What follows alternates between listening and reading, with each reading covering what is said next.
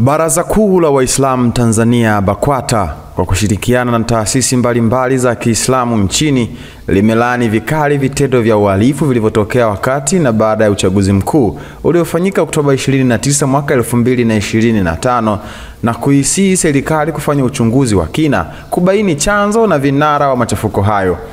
Katika tamko lililotolewa siku ya Alhamisi, viongozi wa taasisi hizo wamesema tukio hilo limeacha majonzi makubwa kutokana na vifo vya watu wasio na hatia, ulemavu wa kudumu na uharibifu wa mali pamoja na miundombinu ya umma na ile ya binafsi.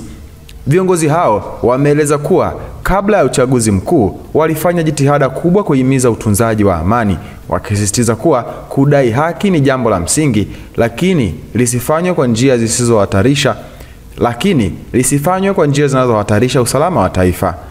BAKWATA imeiomba serikali kuwa na jicho la huruma kwa familia zilizopoteza ndugu zao waliojeruhiwa au kuathirika kwa njia moja ama nyingine katika machafuko hayo, huku ikitaka pia kuchukua hatua dhidi ya wote waliowachochea vijana kujiingiza kwenye vurugu. Aidha, tamko hilo limehimiza serikali kuzingatia suluhu na maridhiano pale inapobidi kwa maslahi mapana ya taifa. Hata hivyo, viongozi hao wameonya kuwa maridhiano yasitumike kama zawadi kwa watu waliotenda uhalifu, wakisema vitendo vya namna hiyo havipaswi kufumbiwa macho.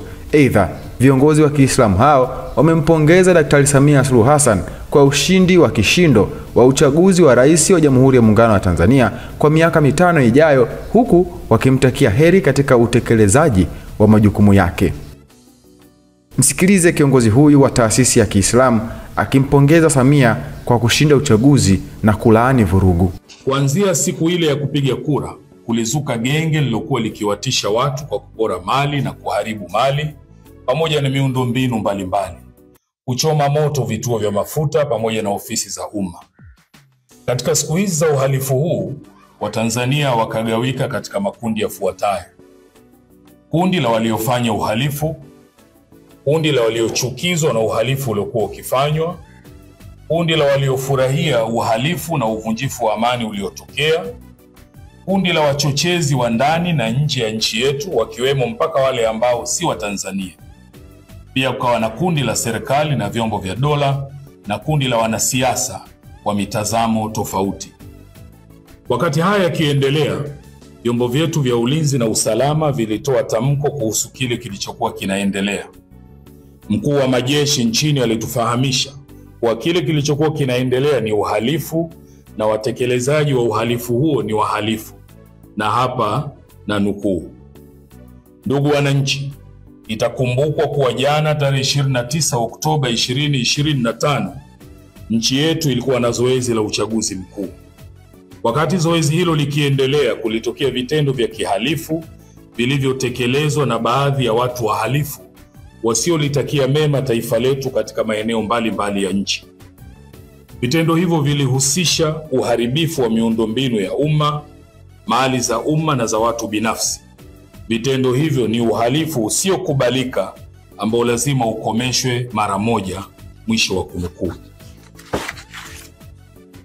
Kutokana na vitendo hivi vya kihalifu ambao vililazimu vyombo vyetu vya usalama kudhibiti hali hiyo, ndani yake kukatokea vifo vya watu wasio na hatia na wengine kupata ulemavu wa kudumu pamoja na uharibifu, wizi na upotevu wa mali. Yote haya yakisababishwa na genge lililokuwa likifanya fujo, wizi na uharibifu mkubwa wa mali na miundombinu. Sisi kwa umoja wetu tunalaani vitendo hivi vya kihalifu ambavyo udhibiti wake umepelekea vifo vya watu wasio na hatia. Sisi kwa umoja wetu tumeumia sana kwa haya yaliyotokea, hasa maisha ya watu yaliyopotea kutokana na vitendo hivi vya kihalifu. Kwani mafundisho yetu yanasema maisha ya mtu mmoja kupotea ni sawa na kupotea maisha ya watu wote. Qur'ani, Surat Al-Maida aya 32. Kama ambavyo katika aya hii pia inaeleza yeyote mwenye kuokoa maisha ya mtu mmoja ni sawa ameokoa maisha ya watu wote. Kwa msingi huu, sisi kwa umoja wetu tumesikitishwa sana na upoteaji wa maisha ya watu wa hali yoyote ile iwayo. Na ndiyo maana kwa sababu ya kuchelea mambo kama haya, sisi kwa umoja wetu kipindi cha kabla ya uchaguzi tumefanya kazi kubwa ya kuhimiza juu ya umuhimu wa kutunza amani ya nchi yetu, na pale inapobidi kuna haki zinadaiwa, basi haki hizo zidaiwe katika taratibu ambazo hazitoleta uvunjifu wa amani na kupelekea maafa makubwa kama haya yaliyotokea katika nchi yetu. Kabla ya zoezi la uchaguzi mkuu, tulitumia muda mwingi kuwaasa waumini wetu na Watanzania kwa ujumla kuitunza na kuilinda amani ya nchi yetu, pamoja na kujiepusha na vitendo na maneno ambayo yanaweza kuwa cheche ya kupelekea uvunjifu wa amani.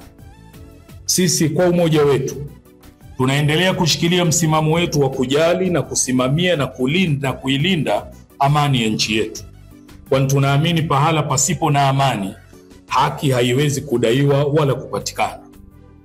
Haki ni mchakato, process, na kwa msingi huu haki ili ipatikane inahitaji wakati na pahala, time and space. Na ili pahala pa kudaia haki paweze kufanya hivyo, amani inahitajika kwanza, ndipo haki iweze kupatikana. Pahala penye fujo, vurugu na watu kutishiwa mpaka kukatwa sehemu za miili yao, pahala hapo kamwe hapawezi kuwa na mazingira sahihi ya kutoa hiyo haki inayodaiwa. Sisi kwa umoja wetu tunaamini vitendo hivi ambavyo vimeleta maafa katika nchi yetu ni vitendo vya kulaaniwa na ni lazima vidhibitiwe na kuhakikisha havitokei tena katika nchi yetu. Lakini pia sisi kwa umoja wetu tunaitaka serikali ifanye uchunguzi wa kina juu ya kina nani ndio walikuwa vinara wa kuchochea vijana wetu katika kufanya uharibifu huu mkubwa wahi kutokea katika nchi yetu mpaka kufikia maisha ya watu kupotea.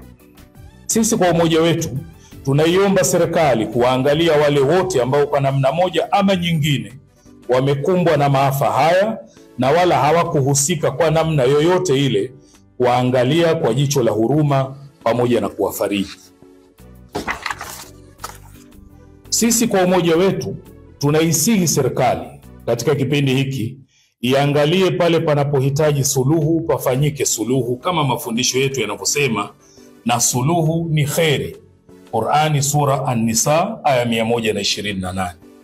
Na pale panapohitaji maridhiano, basi serikali pia iwe tayari kufanya hivyo kwa maslahi mapana ya nchi yetu na raia wake. Japokuwa pia tunaisihi serikali yetu suluhu na maridhiano isiwe ni zawadi wanayopewa wale waliohusika na kushiriki katika uhalifu huu uliopelekea maafa haya. Sisi kwa umoja wetu tumekusanyika hapa kwa lengo la kumuomba Mwenyezi Mungu aendelee kuilinda nchi yetu na watu waovu, na pia awasamehe wale ambao hawajui walifanyalo, lakini pia wale waliofariki na wasio na hatia, kwa namna kwa hakika yeye ni mwingi wa rehema na kurehemu. Wetu pia hatuoni kuwa ni busara wala hatuoni kuwa ni afya kwa umoja wetu na mshikamano wetu katika nchi sisi kuitwa wajinga kwa sababu tu tulikuwa tukihimiza amani. Sisi kama sehemu ya jamii katika nchi yetu siku zote tumekuwa mstari wa mbele katika kusimamia na kuhimiza amani katika nchi yetu, hata pale ambapo kufanya hivyo kunapokuwa kuna tulazimu kukubali maumivu makubwa, lakini tulikuwa tayari kufanya hivyo. Tunataka tueleweke na viongozi wa dini wenzetu kwa sisi sio wajinga, na hatuwezi kuwa wajinga kwa sababu ya kuzungumzia na kuhimiza amani.